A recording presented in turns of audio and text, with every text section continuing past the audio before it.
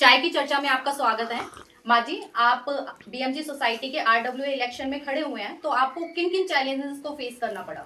बहुत करना पड़ा बेटा। मैं पहले तो आपको आशीर्वाद दे रहा हूँ, आपने मेरे से पूछा। और बेटा हम पूरी टीम, हमारे पवन भाई भी, हमारे भाई कटारिया भी, हमारे अनिल भी, जो भी कहे खरबंदा, सारे गए थे 11 जन, और कम से कम 20 जन गए थे कि हम सबसे पहले बड़े बुजुर्ग का आशीर्वाद लेने। हम एस शर्मा के पास हम गए थे, तो मधु बाला जी सबसे आगे आई, उन्होंने पैर छूने की कोशिश करी कि अंकल जी आशीर्वाद दो। उन्होंने कहा तू अपने नौकरी के बारे में सोच ले, पहले तेरी सरकारी नौकरी है। उसको ऐसे धमकाया गया, वो बेचारी वहीं रुक गई। हम सारे ठटक गए कि हमें भी कुछ बोलेंगे। हम सारे फिर बाहर आ गए, उनको मन उदास हो गया। हमने कहा चलो ठीक है रहने दो। वो बोली देखो मेरे से ऐसे धमकी दी। हमने कहा आप बेकार में परेशान मत हो, आप शांत रहो। फिर हम सब नहीं, हमारी टीम में कौन पढ़ा लिखा नहीं है, हमारी टीम में कौन नौकरी वाला नहीं है, सारे नौकरी वाले बंदे हैं। मेरी टीम में सारे अच्छे बंदे हैं, लेकिन उनको बड़े समझ करके उनको छोड़ करके आ गए हैं। और जो है ना, हम तो बहुत अच्छा काम करने के लिए सोच रहे हैं कि ऐसी ऐसी बातें करते हैं ना, किलस के मधुबाला को ऐसा डाटा वो अब तक मायूस हो रही है। अब बताओ क्या करा जाए इस बात पे। तो फ्रेंड्स, अब मैं आपको ये बताना चाहती हूँ कि जब दो टीम खड़ी होती हैं तो किसी भी टीम को नीचा नहीं दिखाना चाहिए। अब देखिए, यहाँ पे एक टीम ने दूसरी टीम के मेंबर को उसको लैग पुलिंग करना बहुत गलत बात है। तो अब डिसीजन आपके हाथ में है कि आप कौन सी टीम का साथ देंगे। अब बेटा ऐसी बात है, हमें ये कह रहे हैं ये गुप्ता की टीम है, ये गुप्ता की टीम है। अरे मेरी टीम में 4 गुप्ता हैं। एक तो टावर 1 में 602 में वीरेंद्र गुप्ता है, एक वो ये क्या नाम है इनका, योगिता गुप्ता है, इनके हस्बैंड भी हमारे साथ में है। एक पवन गुप्ता है जो बालाजी वाले, ये भी गुप्ता है। कितने गुप्ता चाहिए उनको और ला दूं? गुप्ता गुप्ता गुप्ता गुप्ता। अरे हम तो गुप्ता की टीम है, तो हमारा नसीब देखो कितने गुप्ता हमारे साथ हैं। माँ जी, मेरा क्वेश्चन है कि आपसे ये बात किसने कही कि ये गुप्ता जी की टीम है? वो टावर 2 वाले कहते हैं ये तो गुप्ता जी की टीम है। अरे हम गुप्ता जी की टीम की सारी हम एक ही बिरादरी के हैं, एक ही भाई हैं, एक ही वो हैं सारे। मेरे पास अगर खाली गुप्ता चाहिए तो शहर में बहुत सारे गुप्ता हैं, भर लाऊं गाड़ी। फ्रेंड्स, हमारे सामने हैं पूनम जी और रुचित्रा जी। पूनम जी, मैं आपसे क्वेश्चन पूछना चाहती हूँ कि हमने ये सुना है दूसरी जो अपोजिशन टीम है वो आपके बारे में ये बोल रहे हैं कि आप लोग कैपेबल नहीं है इलेक्शन में खड़े होने के लिए। इस बारे में आपका क्या कहना है? देखो जी, ऐसा है कि हम लोकतंत्र देश में रहते हैं, वहाँ कोई भी कुछ बोल सकता है। लेकिन मेरा एक क्वेश्चन है अपनी अपोजिशन टीम से कि उन्हें कैसे लगा कि हमारी टीम में कैपेबिलिटी नहीं है, जब हम इंडिपेंडेंट हैं, अपना डिसीजन खुद ले सकते हैं। ऐसा नहीं है कि हमारे ऊपर कोई और कमांड करने वाला है।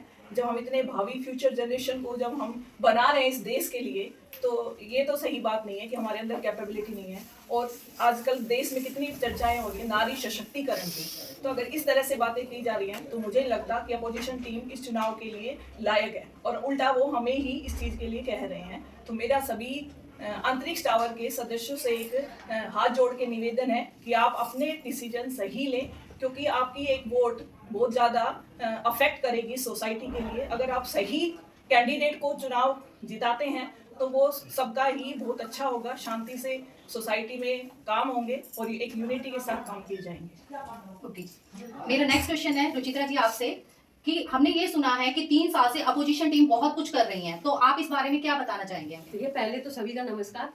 मैं इस सोसाइटी में पिछले 3 साल से रह रही हूँ और मैंने कभी भी ऐसा नहीं देखा कि सभी टावर्स के कोई भी फंक्शन होता है या कुछ भी होता है तो वो एक जगह पे किया जाता है। अभी तक सारे चारों टावर को अलग अलग रखा गया।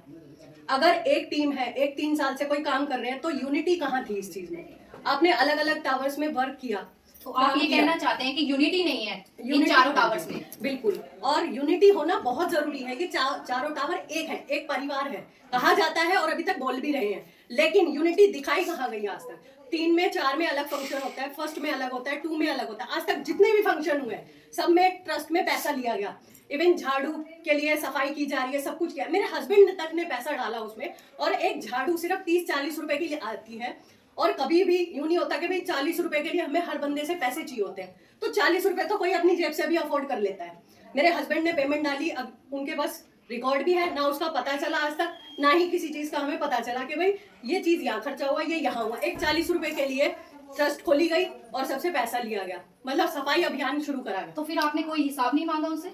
मांगते हैं लेकिन दिया नहीं जाता, व्हाट्सएप ब्लॉक रहता है, कॉल करते हैं, कॉल पे कोई मतलब ही नहीं होता। भैया हमने पैसा डाला, उसके बाद सब खत्म हो जाता है। तो यानी सिर्फ फंडिंग के लिए ही ये काम करते हैं? देखो, फंडिंग ही चल रही है अभी तक, तो जब तक अभी हम इस पोजीशन पे आए नहीं थे, सिर्फ एक घर का भाई हिस्सा था इस सोसाइटी का, लेकिन अभी यहाँ आए हैं तो हमें बोलने का अधिकार हुआ है कि भाई हम बता सके कि हम पे भी ये सब कुछ बीता है, हमने भी पेमेंट डाली थी, हमें कुछ नहीं। और 4 लोग और जितनी भी सफाई की गई, 4 लोगों को लेके खड़ा करके फोटो और 2 झाड़ू लेके खड़े हो गए, फोटो डाल दी। सफाई खुद अब तक कहाँ है सफाई?